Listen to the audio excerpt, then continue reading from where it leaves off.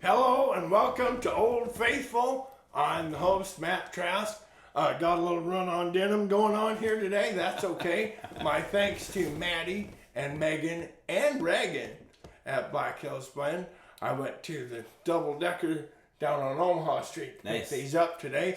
My thanks to Johnny Hastings, who we're probably going to talk more about on today's show. Today's guest is Nevada Ellison of the band Camp Comfort. It's nice to see you. Nice to see you Thanks again, for coming to be on the show. So, honored. Among other things, before we get to talking about you, I found that it is a pleasant diversion to ask someone how they came about the name of their band.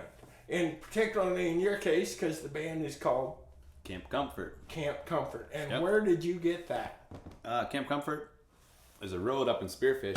Oh! That I used to live on back, I hate to say how long ago because I'm getting pretty old. Let's just say early 2000s. Okay. But yeah, we lived out on this road, and that was when I first started playing music, and it just kind of evolved. The name just kind of stuck. They used to call us the Camp Comfort Kings. We used to live out on this road and throw these big parties back in the day. And I always liked music. I always wrote poetry and stuff, and always wanted to be a songwriter. Always dreamed of it, and I was always pretty shy when I was a little kid.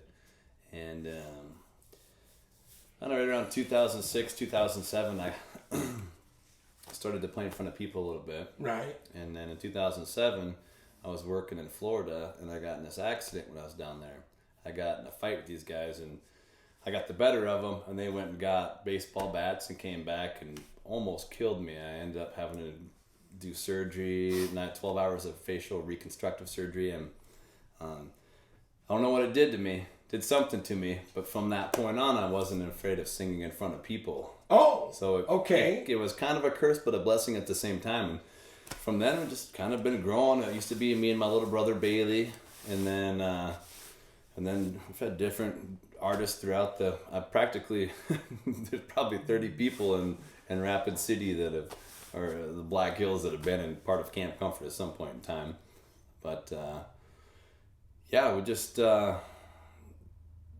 been writing. I got a really good group of guys right now. Johnny Hastings being one of them, the guy behind the camera over there, and we're doing good. We're growing. One subject at a time. First of all, this man apparently was beaten near death with baseball bats, and his face still looks better than mine.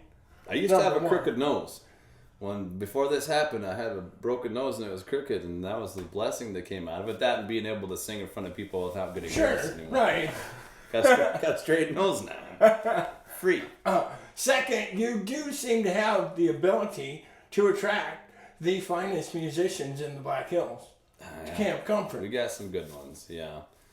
We try to remain fairly humble, but they're really good. They're really good. I'm honored that these guys are with me, and we've had some other really good artists that have been in the band that are in local bands now that are just killer too. Garrett Holtz being one of them. The guy that plays saxophone with us sometimes, Savon. Okay. He's from Spearfish. He's just amazing. Josh Tufty, a drummer from Spearfish that plays with Garrett Holtz, is a really good drummer.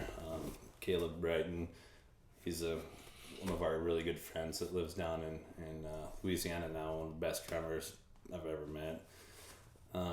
And then the list goes on and on and on. But yeah, we've got a good group of people.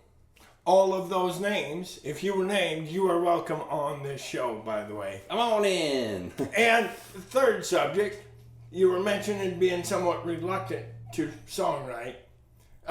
And before the show, we were talking, you're going back to your ranch here in a couple of days to do some cabin. Yep, we got to chase some cows around. You are a rancher. I was a rancher. Yeah. And getting together to write songs is just not something we do. No. You get together to play cribbage, you get together to go fishing. Nobody says, hey, let's write a song today. No, it's pretty rare to find people that you can write with. Writing is difficult in a group setting. Everybody kind of has their own opinions and ways of writing, and I found a handful of people in the Black Hills that's really fun to write with.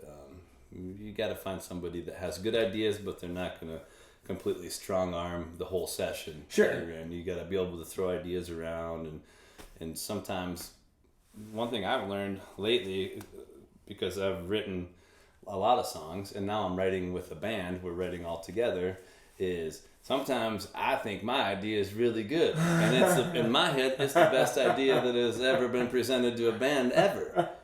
But someone else will come with something, and you got to bite your tongue and swallow your pride and say, okay, let's try it. Yeah. And sometimes it's awesome, sometimes it's not good, and we got to go a little bit different, but Right. you have to be able to swallow your pride, and it's difficult for a songwriter to do sometimes. We better get to this guitar because it really is a sexy one. Tell us about this guitar, please.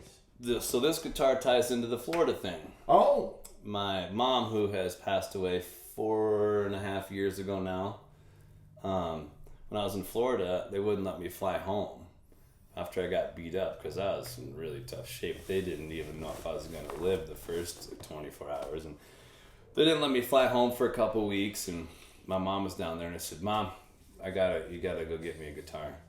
So she wheelchaired me over to Guitar Center, and she didn't have a bunch of money at the time, but we had enough to throw down $400 or $500, and this is the first decent guitar that I probably ever had, and it's the one I used for probably the first 5 years, maybe 4 years of gigging around, and it's a good guitar. It sounds good. I mean, it could use a little love. I put new strings on it. It's probably going to need to be tuned.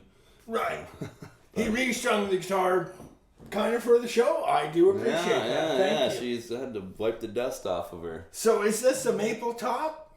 I believe it is. Johnny, what is this? Walnut? Maple? What is this? What's your best guess? I believe it's a plain maple top. Yeah. And also, plain being the wrong word, but as opposed to a tiger stripe or flamed. And it looks to be maple on the back and sides.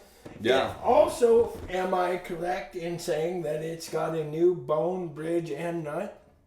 These are the old ones. It might be willow. I don't know what they are. Or maybe. I don't know, but I'll tell you what, it wasn't the most expensive guitar, but every time I start playing this one, I get a lot of compliments on it. The pattern on it's amazing. It's kind of, I got to figure out why it doesn't sound quite as good as the guitar I'm playing now, but I got a pretty good idea why it doesn't, because it doesn't have the name Taylor up there. But for the price, this has been a really good guitar to me, and it's paid for itself, 100 times over gigging. We might not be able to demonstrate this today because you just changed the strings, but generally does it hold tune well? This one does, yeah. This one holds tune pretty well. It might not today because I just put strings. We just on changed strings, but it'll hold tune through a 4-hour show pretty good. Yeah. And it sounds good. You don't have any feedback problems or nothing? No feedback. No, actually, it probably could use new pickups at some point in time, which is why I don't really play it that much now. Right. It doesn't sound as bright as the two Taylors that we play with now, but this is the one that if I'm playing at home, I'll usually play this one. So you probably try the song out first on this guitar. I do. Yeah, this has had a lot of Camp Comfort songs that have been written on this guitar. Wow. So they wash off well, I see. They wash off well. Yeah. Music. And it was probably 2008. Me and my little brother started playing around a little bit, and then I started playing in front of people, and I played in front of some of my family, and it's always the most difficult to play in front of your really close family. I always feel like, you're always worried what they're gonna think. Right. But I started playing in front of them, and I didn't care, and I was like, that's weird. And then as we just have been growing, I like it or leave it. That's what I say. Right. If you don't like it, sorry. I like it. Yeah. So you just were comfortable with it after that? Yeah, I was. Yeah, that was the best thing that came out of that. Well, a straight nose was nice too, but being able to play in front of people was definitely a blessing. Mm-hmm. So tell us about the 2020 that you have planned. We have a whole bunch of stuff booked for this summer. Some street dances, and we're trying to get into some festivals right now. We're trying to record another album. We only got 3 of the 10 songs tracked, so we're trying to get that going here. We're gonna do a little bit of fundraising here in the next 2 weeks. It's expensive to record, you know. It is, yeah. We're poor musicians, and I'm a farmer, so I'm extra poor. Yeah. Remember my sponsorship with Trask Hay LLC, 605-515-0858. And Ned Ledoux says, change your strings. Ladies and gentlemen, Nevada Ellison. One of our good friends plays violin on it. And we've got a couple really good local artists that aren't in our band right now that are on some of them.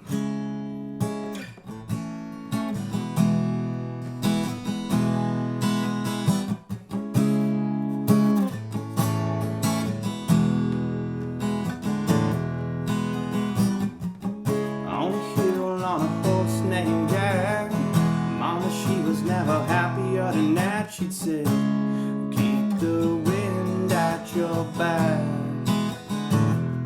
And she'd say, always look forward, never back. Yeah. It's Friday night, got a house full of kids, and they all called her Mama, cause they all thought this was their second home. Mama said, you're never alone, yeah. See, Mama, she loved everyone, but his kids wouldn't listen.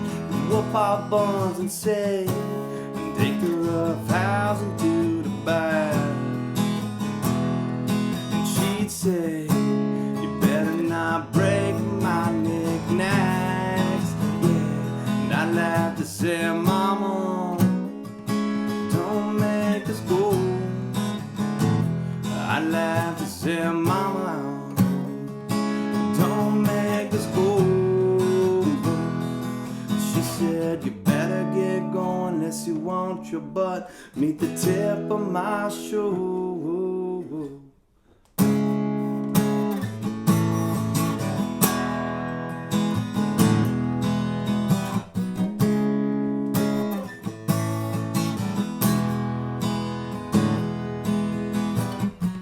I still remember the time I was a third grade boy in the lunch line when a couple boys making fun of my shoes. They was Walmart rags and they gave me the blues, cause his mama's working hard all of her life and keep the kids fed and pay the bill for the lights. And every 2 weeks mama get paid. If you're gone real quick, it was minimum wage, yeah.